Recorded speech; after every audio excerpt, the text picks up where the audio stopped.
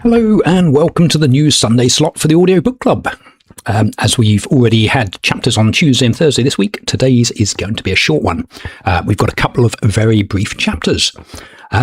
Right, so a very quick recap. John Carter had a strange out-of-body experience, kind of astral projection in a cave in Arizona, ended up in a desert on Mars, where he is very strong due to the lesser gravity and can jump up to 30 feet in the air, unlike the Martian inhabitants who are pretty much like Earthlings on Earth.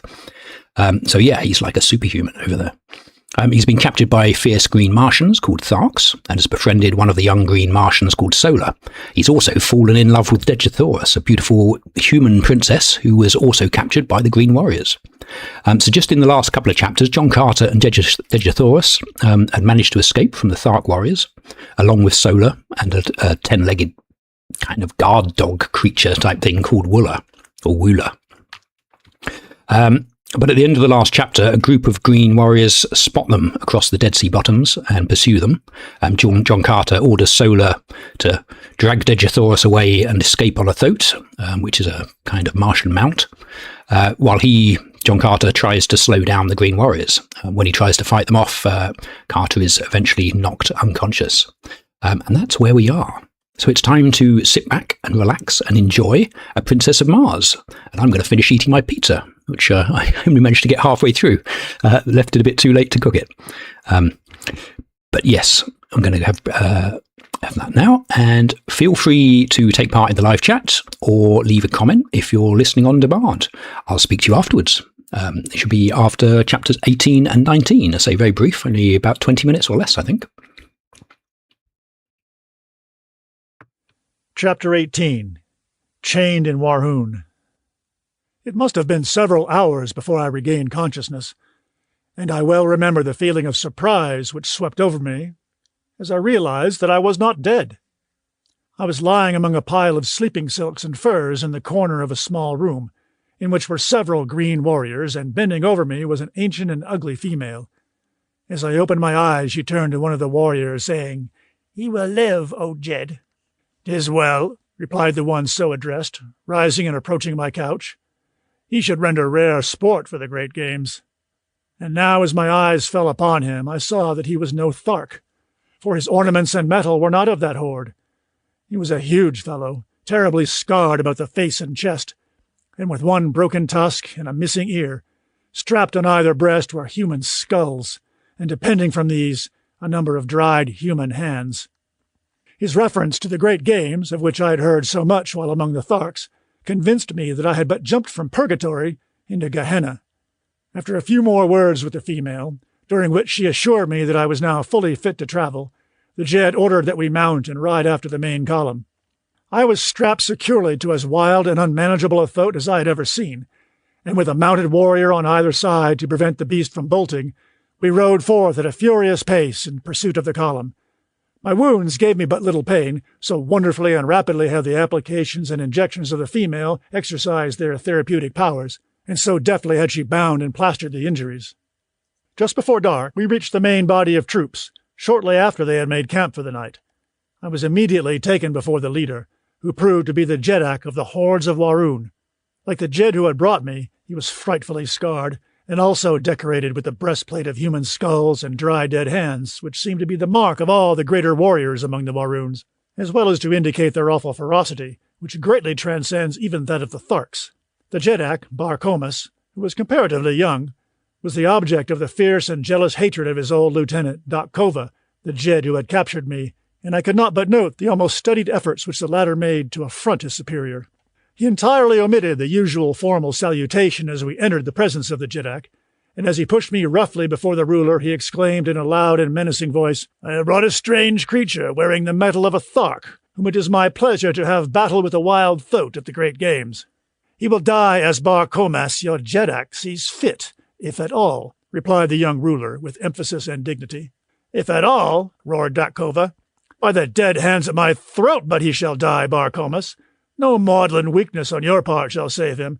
Oh, would that Warhoon were ruled by a real Jedak, rather than by a water-hearted weakling from whom even old Dakova could tear the metal with his bare hands." Barcomas eyed the defiant and insubordinate chieftain for an instant. his expression one of haughty, fearless contempt and hate. And then, without drawing a weapon, and without uttering a word, he hurled himself at the throat of his defamer. I never before had seen two great green Martian warriors battle with nature's weapons, and the exhibition of animal ferocity which ensued was as fearful a thing as the most disordered imagination could picture. They tore at each other's eyes and ears with their hands, and with their great gleaming tusks repeatedly slashed and gored until both were fairly cut to ribbons from head to foot. Barcomas had much the better of the battle, as he was the stronger, quicker, and more intelligent. It soon seemed that the encounter was done, saving only the final death thrust, when Barcomas slipped in breaking away from a clinch. It was the only little opening that Doc Cova needed, and hurling himself at the body of his adversary, he buried his single mighty tusk in Barcomas's groin, and with a last powerful effort ripped the young Jeddak wide open the full length of his body, the great tusk finally wedging in the bones of Barcomas's jaw. Victor and vanquished rolled limp and lifeless upon the moss, a huge mass of torn and bloody flesh. Barcomas was stone dead, and only the most Herculean efforts on the parts of Doc Covas's females saved him from the fate he deserved. 3 days later he walked without assistance to the body of Barcomas, which, by custom, had not been moved from where it fell, and placing his foot upon the neck of his erstwhile ruler, he assumed the title of Jeddak of Warun. The dead Jeddak's hands and head were removed, to be added to the ornaments of his conqueror, and then his women cremated what remained amid wild and terrible laughter. The injuries to Doc Cova had delayed the march so greatly that it was decided to give up the expedition, which was a raid upon a small Thark community in retaliation for the destruction of the incubator, until after the Great Games, and the entire body of warriors, 10,000 in number, turned back toward Warun. My introduction to these cruel and bloodthirsty people was but an index to the scenes I witnessed almost daily while with them. They were a smaller horde than the Tharks, but much more ferocious. Not a day passed but that some members of the various Warun communities met in deadly combat.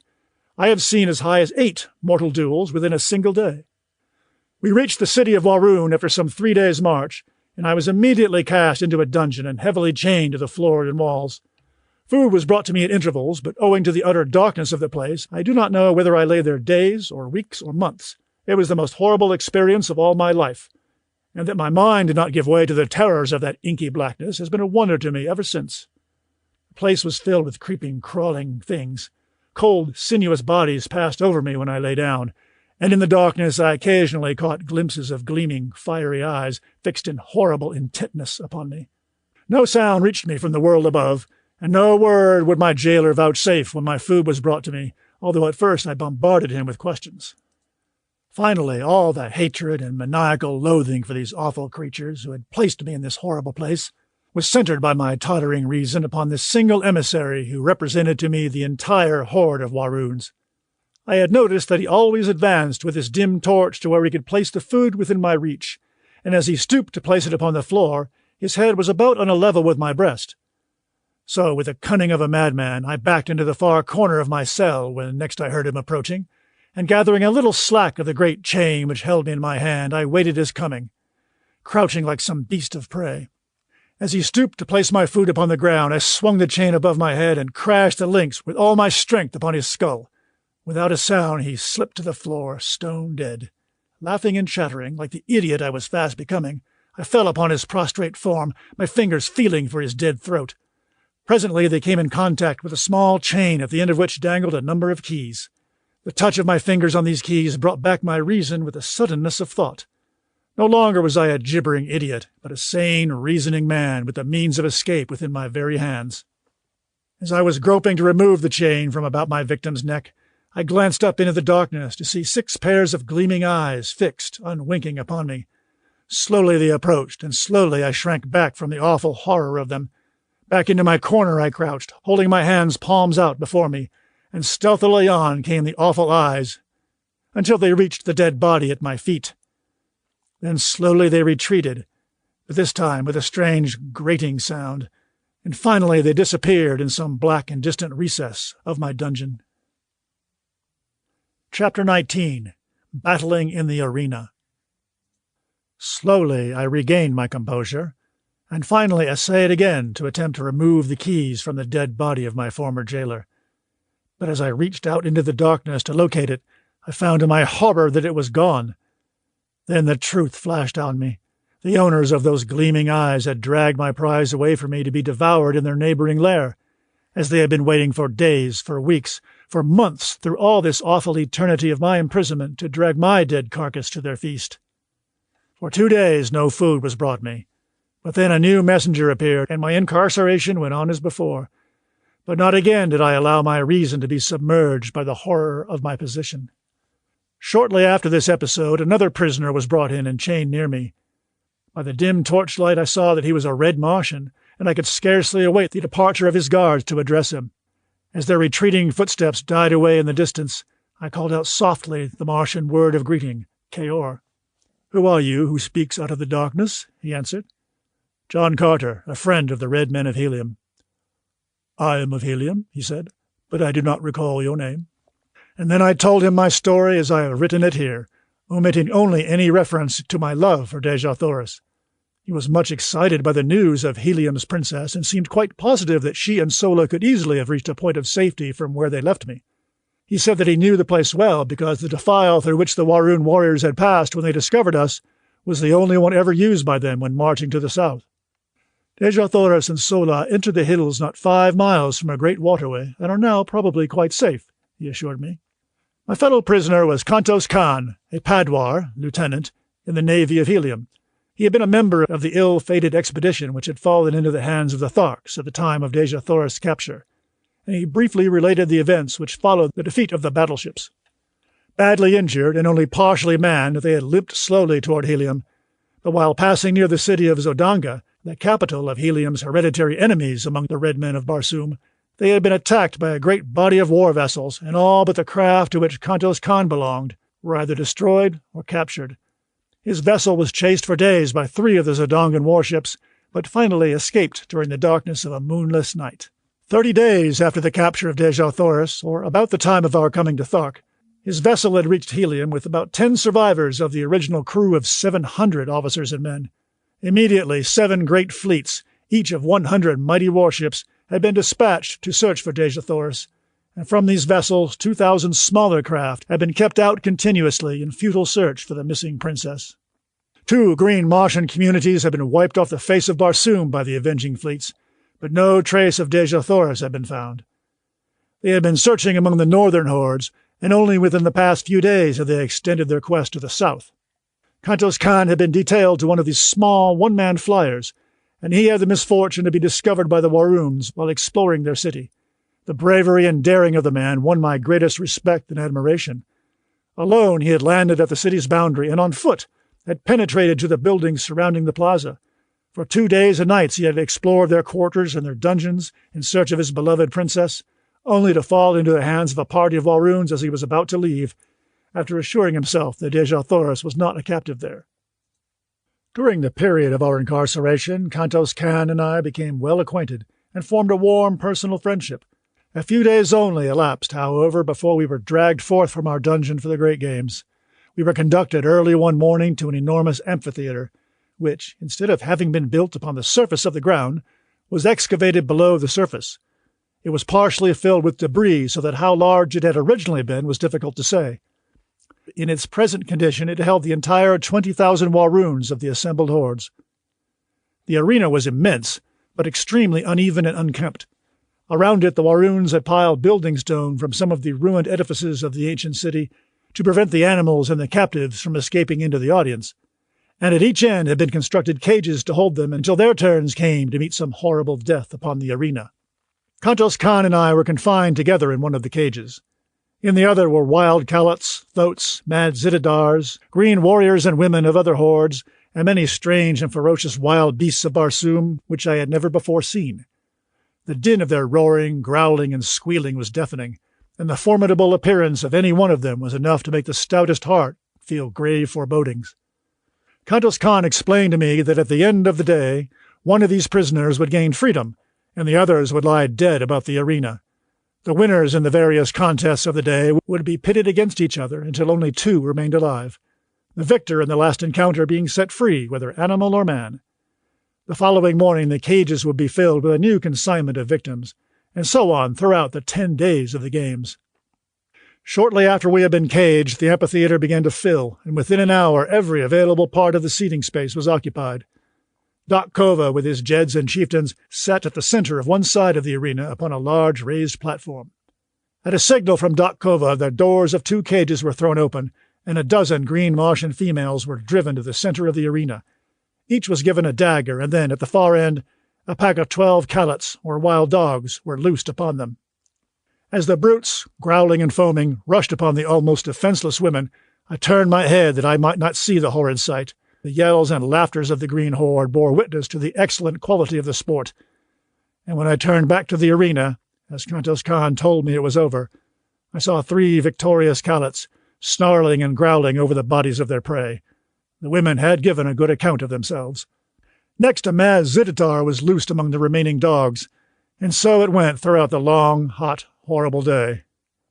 During the day I was pitted first against men and then beasts, but as I was armed with a longsword and always outclassed my adversary in agility and generally in strength as well, it proved but child's play to me. Time and again I won the applause of the bloodthirsty multitude, and toward the end there were cries that I be taken from the arena and be made a member of the hordes of Warun. Finally, there were but 3 of us left, a great green warrior of some far northern horde, Kantos Khan, and myself. The other 2 were to battle, and then I to fight the conqueror for the liberty which was accorded the final winner.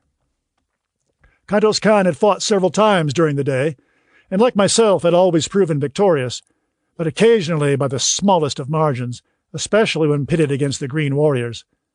I had little hope that he could best his giant adversary, who had mowed down all before him during the day. The fellow towered nearly 16 feet in height, while Kantos Khan was some inches under 6 feet.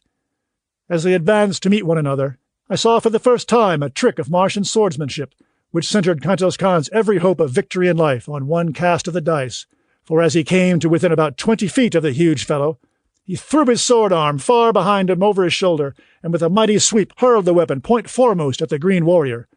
It flew true as an arrow, and piercing the dead fellow's heart, laid him dead upon the arena. Kantos Khan and I were now pitted against each other, but as we approached to the encounter, I whispered to him to prolong the battle until nearly dark, in the hope that we might find some means of escape. The horde evidently guessed that we had no hearts to fight each other, and so they howled in rage as neither of us placed a fatal thrust. Just as I saw the sudden coming of dark, I whispered to Kantos Khan to thrust his sword between my left arm and my body. As he did so, I staggered back, clasping the sword tightly with my arm, and thus fell to the ground with his weapon apparently protruding from my chest. Kantos Khan perceived my coup, and stepping quickly to my side, he placed his foot upon my neck, and withdrawing his sword from my body, gave me the final death blow through the neck, which is supposed to sever the jugular vein, but in this instance the cold blade slipped harmlessly into the sand of the arena. In the darkness which had now fallen, none could tell but that he had really finished me. I whispered to him to go and claim his freedom, and then look for me in the hills east of the city, and so he left me. When the amphitheater had cleared, I crept stealthily to the top, and as the great excavation lay far from the plaza and in an untenanted portion of the great city, I had little trouble in reaching the hills beyond. This is the end of Chapter 19 of A Princess of Mars. So that seemed to have so much story crammed into just a couple of tiny little chapters. I mean, some of the chapters we've had, very little plot has kind of happened, and it feels like you've almost had the whole of Gladiator in in a few minutes, like 16 minutes we've been listening. Captured fighting in the Roman style amphitheaters and escaped all in those in that short space of time. So Kantos Khan, yes, I'd forgotten about Kantos Khan. I have read this. I've read this book quite a few times in the past, but I've never listened to it, and it's interesting hearing how things are pronounced by other people. I mean, I've always talked about the Warhoons, which equals Waruns. I've always called them Warhoons, but I don't know which one of those is correct. But yeah, it's interesting hearing it spoken in a different way. So yeah, the wild callets put in there, the wild dogs. I don't know if Wooler is a wild dog. He's talked about him as being like a watchdog, but I don't know if he's a callet or not. I must look that up. But yeah, it's been very quiet on the chat today, so I won't hang around too long.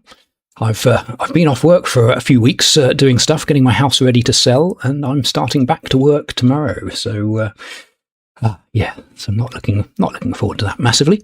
But yeah, I thought we'll have a short one this time, and then we'll be back next Sunday to have chapters 20 onwards. So yeah, I'll speak to you then.